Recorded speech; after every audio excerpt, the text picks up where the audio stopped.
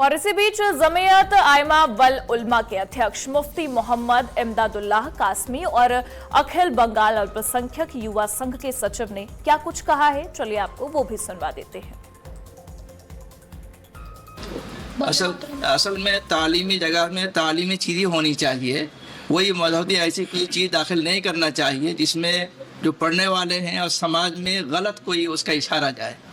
इसलिए कि जो स्कूल है, चाहे सरकारी हो गैर सरकारी हो, उसमें हर तरह के लोग रहते हैं, बच्चे रहते हैं। तो इसलिए उनको अगर तालीम के अलावा दूसरे चीज़ मजहब को लेकर के वहाँ दिया जाए तो मजहब एक खिलवाड़ की जगह में पहुँच जाता है।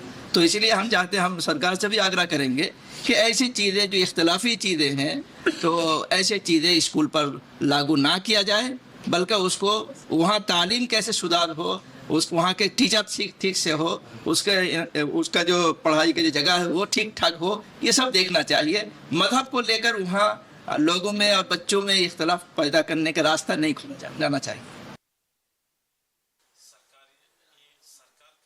ऐसा नियम करना चाहिए जो हर धर्म का लिए मानना इजी हो जाए, लेकिन ऐसा कुछ ना होना चाहिए जो किसी धर्म के जो मतादर्श है उसको खिलाफ हो जाए।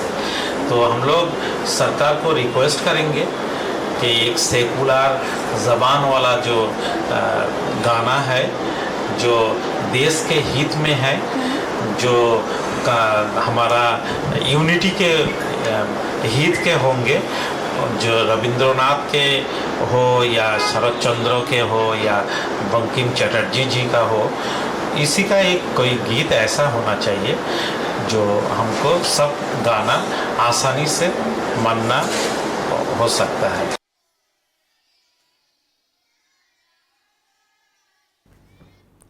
तो देखिए, ये बड़ी जानकारी, बड़ी खबर सामने आ रही है पश्चिम बंगाल से, जहां वंदे मातरम गाना अब अनिवार्य कर दिया गया है मदरसों में। यानी कि क्लास शुरू होने से पहले जो प्रार्थना होती है तो मदरसों में भी अब वंदे मातरम गाना होगा।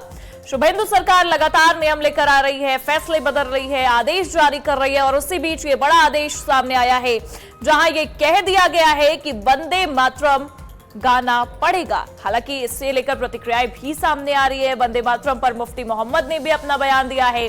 कई तरह की प्रतिक्रियाएं भी देखने को मिल रही है। मौलाना सूफियान का भी बयान इस पर सामने आया, जो कि हमने आपको सुनाया भी है।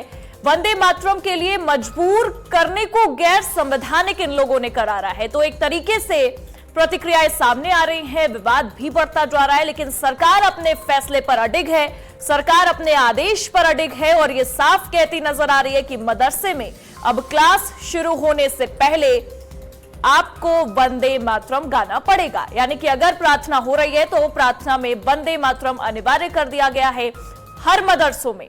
मतलब पश्चिम बंगाल राज्य में जितने भी मदरसे हैं वहां पर वंदे मातरम गाना अनिवार्य कर दिया गया है और इसी को लेकर लगातार लोगों की नाराजगी भी देखने को मिल रही है, प्रतिक्रियाएं भी सामने आ रही है। जमीयत आइमा वल उलमा के अध्यक्ष है मुफ्ती मोहम्मद, उन्होंने भी इस बात को लेकर नाराजगी जताई है। अखिल बंगाल अल्पसंख्यक युवा संघ के सचिव भी हैं, उन्होंने भी नाराजगी जताई है।